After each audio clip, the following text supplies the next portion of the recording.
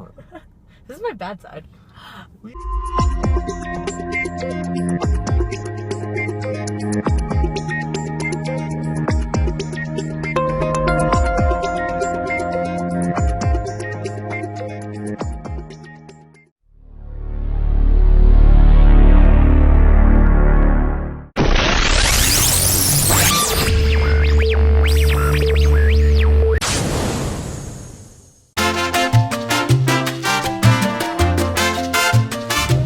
Alright guys, today's topic while we drive is going to be how to eat out while you're in contest prep. Or really anytime. But yeah, anytime you want to eat out, flexible dieting is okay with us. But specifically, if you're in contest prep, as somebody is in this car. I don't know who that would be. So Laurin, for those that don't know, I guess, are you announcing it? Yeah, I think I kind of announced it. Okay, so Laurin is going to be doing the Tampa Pro. What is the date of that? That's August 6th through 8th. I'm pretty sure the pros are on Friday, I believe, so that's the 7th. So that'll be my first show of the season. So that's, this weekend will be 13 weeks out. So that's pretty exciting. I started at 15 just to give myself enough time and really be ready. So yeah, so I traveled last weekend. Me and my boyfriend went to the War House for a DLV and ROV camp, which was amazing. So traveling and eating out, and that's kind of what spurred me to talk about this, because even for competing, I mean, this one's going to be in Tampa, so that's ideal, but every other show I've done, really besides nationals, was away. Sure. So I'll have to eat out, I mean, up until, the day before, unless I have access to a kitchen or fresh food or something like that. But a lot of times I really make it work, and I can eat out very easily. Actually, it's probably easier, I think, to eat when you're on really, really low calories, just because there's no kind of question. I get some kind of lean meat and mostly vegetables, and it's a good way to stay connected with people and not feel like, oh, I can't do anything. But you just have to make the right choices. Like, a week out, I'm not going to be, let's get dessert. No. I think some people associate eating out with eating all the best foods that you can possibly eat when you eat out. Yeah, and it's really, you can really order anything, which is why I suggested we go to Chipotle, because I know that everyone, not everyone, but most people love Chipotle. And I know me and Ryan go a lot. I mean, it's a very basic menu. They only do one thing, and they do it very well. Mm-hmm. It's very predictable. The one thing you got to look out for when you eat out is, since you're not preparing your food, you don't know how much oil they're putting in it, how much of a serving they're giving you. So it can vary to a great degree. So the one thing that you can run into with eating out is actually the inconsistency. Chipotle's good about that, and I asked them if they cook in anything, and they said no. The only thing they use a little bit on the fajita veggies is like a touch of oil, which if you look online, it shows 0.5 grams of fat, which is where that's coming from. But it's a very, very minor amount, and that's why it's great. Chipotle has everything online with what they use, and actually the steak is leaner, or has less fat than the chicken does. So I'm not sure if they use chicken and not just chicken breast, because otherwise their chicken for 4 ounces is like 7 grams of fat. So I'm like, I don't know if that's just chicken breast. I mean, I've noticed when you buy chicken with rib meat, it's got a little more fat, so they probably do that. So the steak actually for 4 ounces is 6.5 grams of fat, and then if you get the fajita veggies, that's 7 grams of fat. And when I go on what I'll be ordering, I'll show you guys, it's like the lowest amount of carbs you can get, and you still again feel like you're going out, like you're enjoying a meal, and it's it's a fun way to just kind of break up the monotony of like your own food. Yeah. And we're not saying you have to eat out. We're just suggesting that it's an option. It's good for keeping up social ties. Contest prep, it kind of needs to fit your lifestyle. I'm not saying there's not going to be some sacrifices, but if you're cutting yourself off from your friends and family while you're in contest prep, you're not going to get a lot of support for what you're doing.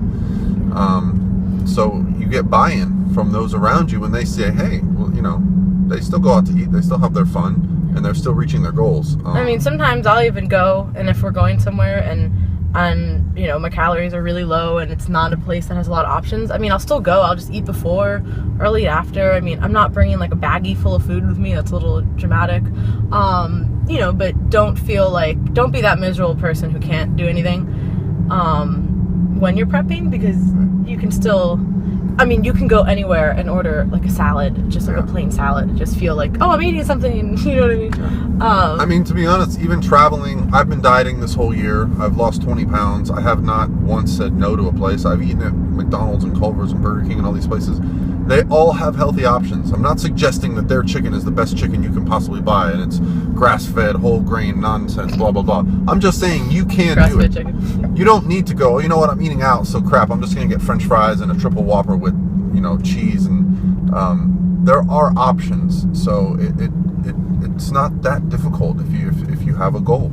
Yeah, it's just a choice. Just like flexible dieting is a choice of what foods you eat, eating out is all about the choice. And you can honestly, I've been hard pressed to find a restaurant that will not grill you, you know, a piece of fish or a lean steak and some vegetables. You know, you just have to say, I don't want oil, I don't want butter, I don't want anything on it.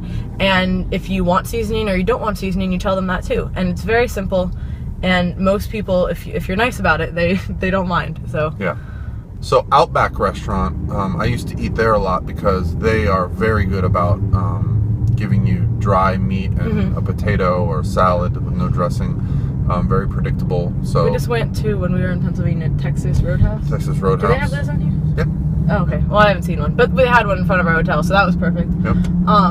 And even, you know, the really good example was when we were traveling, you know, the trip was already really expensive, so we were trying to limit the amount of money we spent on food. So, you know, there's a continental breakfast, and depending on where you go, that can look like a lot of different things, right? So the continental breakfast there at a Holiday Inn had like an omelet station. That's kind of hard to find, right? But that was great, you know what I mean? Like, awesome. We went here, there was an omelet station, but there was a whole little thing of hard-boiled eggs. Yeah. So I ate a whole bunch of those. They actually had Greek yogurt, you know, peanut butter, kind of toast, you know, the normal stuff also. But if I had honestly just... Waffles. Yeah, I didn't get any of those. But, I mean, I mostly ate, honestly, like the Greek yogurt. I had a piece of toast, peanut butter, and, you know, hard-boiled eggs and egg whites. And, you know, so...